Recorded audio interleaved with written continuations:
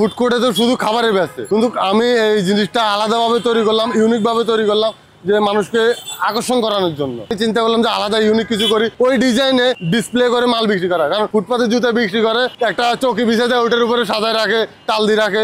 আমি চিন্তা করলাম এখানে আসলে মানুষ যাতে একটা শোরুমের ফিল পায়। কারণ আমার সবাই কাস্টমারকে ভাইও বলে না, ও স্যার বলে, নাহলে বস বলে, যাতে একটা কাস্টমার আসলে এখানে ফিল পায় যে আমি শোরুমে আছি। চেষ্টা করি ওইটা দেওয়ার জন্য, কাস্টমারকে হ্যাপি করার জন্য। আগে জব করতাম, এখন ব্যবসা শুরু করছি। 6 মাস 7 মাস আগে ছেড়ে দিচ্ছি ওইটা, এরপরে এটা শুরু করলাম নিজে।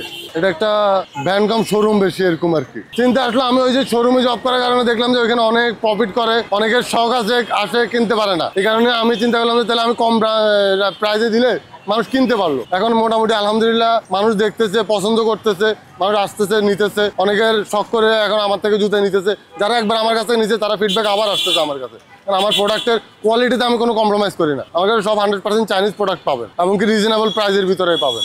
আমারে অনেকেই কপি করতেছে, আমার দেখা দেখি এখন আরো 3-4টা দোকান তৈরি হয়ে গেছে অলরেডি।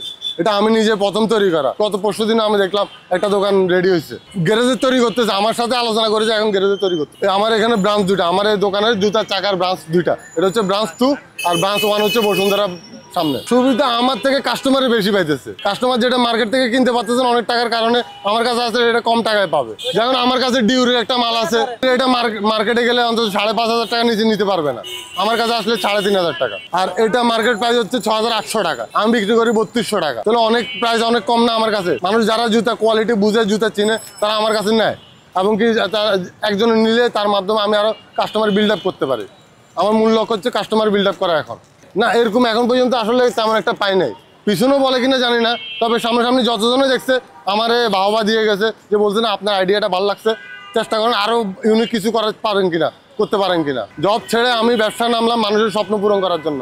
মধ্যবিত্ত যারা আছে, যারা হয়তো একটা বাজেটের কারণে অনেক সময় অনেক কিছু চয়েসে নিতে পারতেছে না, সেটা আমার কাছে আসলে নিতে পারবে। মধ্যবিত্ত যারা আছে তাদেরকে আমি মূলত প্রথম টার্গেট করা। স্টুডেন্টরা তো পাশাপাশি আসছেই, স্টুডেন্টরা অনেকে দেখা গেছে ঢাকা থাকতেছে, টাকার কারণে জুতা নিতে পারতেছে না, বাজেটের একটা থাকতে পারে। তো আমার কাছে আসলে অনেকে এরকম হয়। যেমন আমার কাছে গত পরশু দিন একজন আসি 3 জোড়া অ্যাডভান্স করে গেছে, বুকিং দিয়ে গেছে, পরে নিয়ে যাবে।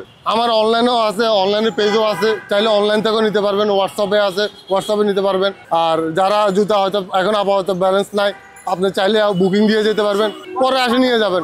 টাকা কিছু অ্যাডভান্স করে গেলেন, পরে আসি আপনি জুতাটা প্রোডাক্টটা নিয়ে যেতে পারবেন। ওই যে মানুষের উপস্থিত জুতা চয়েস হচ্ছে, টাকার কারণে নিতে পারতেছে না, পরে আসলে হয়তো নাও পাইতে পারে, তাই এই কারণে এই সুযোগটা দেওয়া। মার্কেটে সুযোগ সুবিধা নাই, পছন্দ হয়েছে টাকা দিয়েছেন নিয়ে যাবেন। আমার পরিবারে এই ব্যবসাটা ভালোভাবে দেখতেছে, পরিবারে আত্মীয় স্বজনরা খুবই সাপোর্ট দিতেছে, সবাই আমার হেল্প করতেছে।